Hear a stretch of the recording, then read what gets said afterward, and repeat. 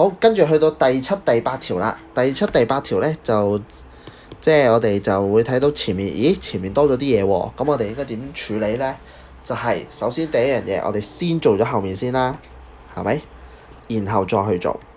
好啦，咁首先第一樣嘢唔參與嘅我哋，跟住後面啦，咁就前面嘅二次減後面嘅二次。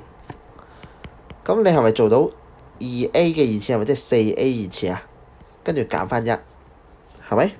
最後再將個5乘入去，咁其實就 OK 㗎啦。